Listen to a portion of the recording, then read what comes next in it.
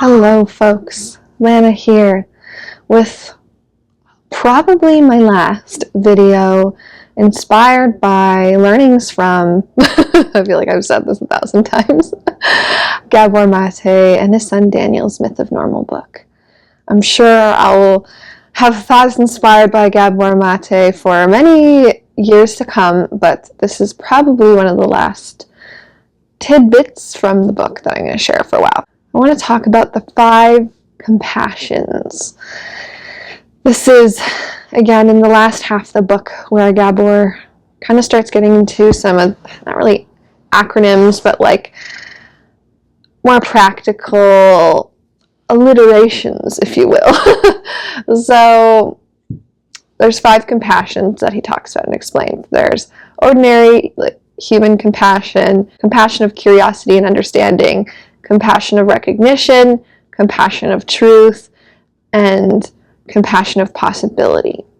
So I'm just going to talk through them and share some thoughts. So the first, ordinary human compassion, is really what it sounds like, and he makes the special distinction that it's not pity. It's not about sympathy. It's about really empathy and compassion as equals, like I'm a fellow human and I also mess up and understand what it feels like to feel flawed and whatever. It's putting ourselves on the same playing field, really.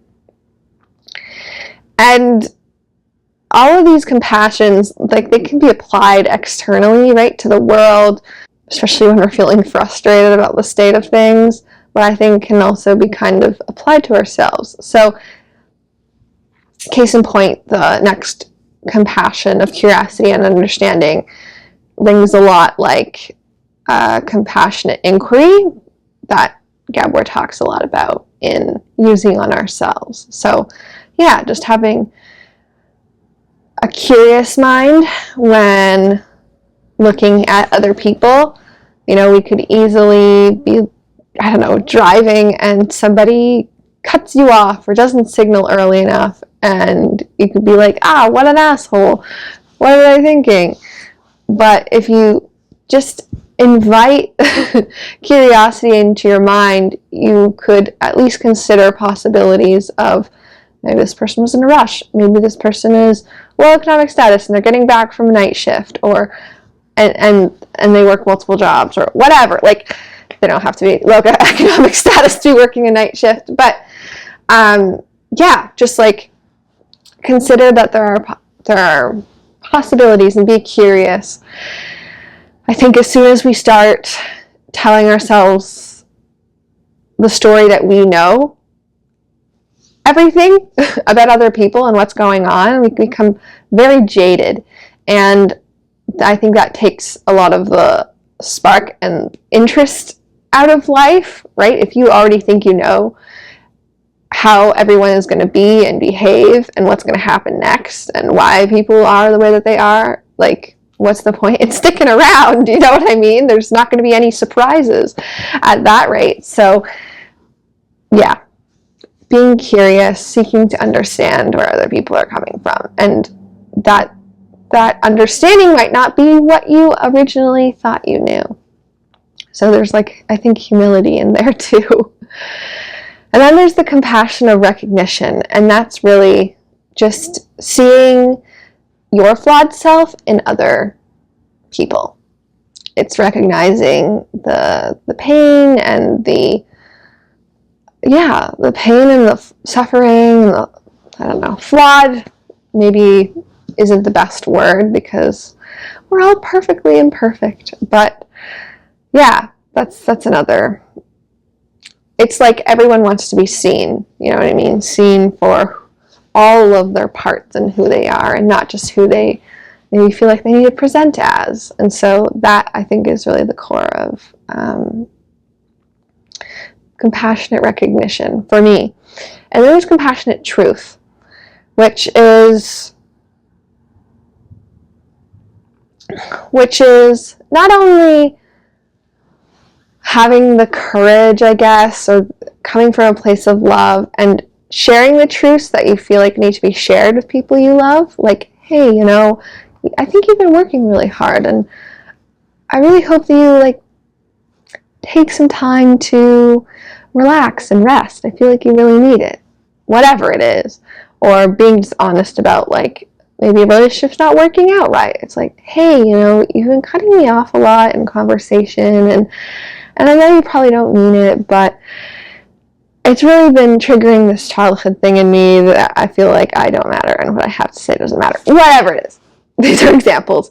But it's also, I think, compassionate truth in allowing ourselves to face the things that we may not want to face in the pursuit of truth, in the pursuit of what our core issues maybe are, or who we truly are and want to be.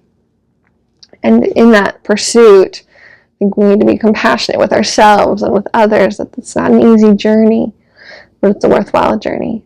And then compassion of possibility, I just summarized on my notes as miracles can happen at any time.